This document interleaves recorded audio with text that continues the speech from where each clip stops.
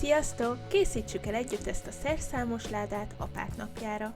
Elsőként meghajtogatjuk a lapunkat. Félbehajtjuk, majd a felső részt felhajtva, ismét félbe. A hajtás vonal alá húzzunk két függőleges vonalat, majd ezeket összekötjük.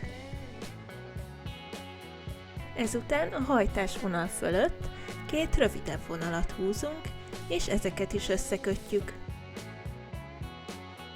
Ugyanezt a lépést megismételjük még kétszer, amivel elkészül a szerszámos ládánk fogantyúja.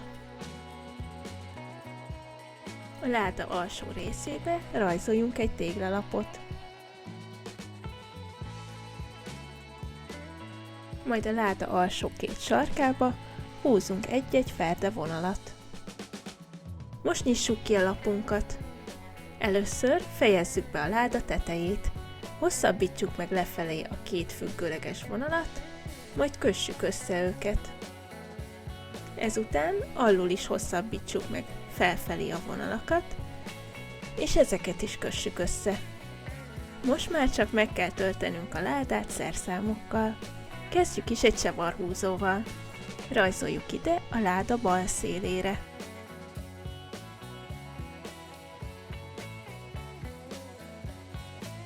Másik oldalra pedig egy fúrót rajzolunk.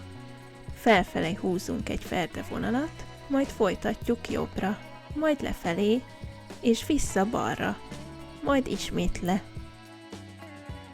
Belülre rajzoljunk egy téglalapot. Erre az oldalra pedig egymásra két téglalapot. Végül megrajzoljuk a fúrószárat.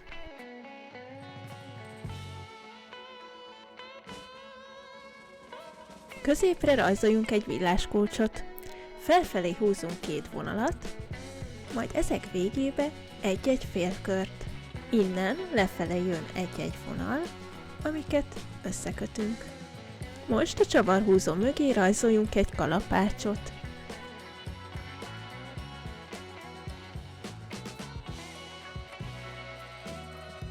Ide rajzoljunk egy fűrészt. Megrajzoljuk a markolatát, majd cikcakkos vonalakkal a fűrész fogazatát. Végül rajzoljunk ide egy vízmértéket. Ha ti is elkészültetek, színezzük ki!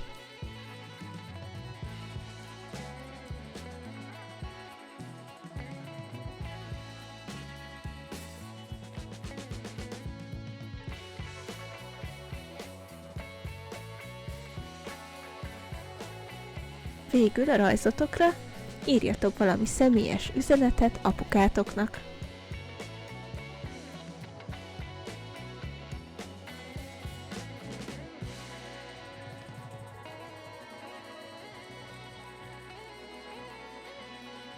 Készen is vagyunk, remélem tetszett, és legközelebb is velem tartotok.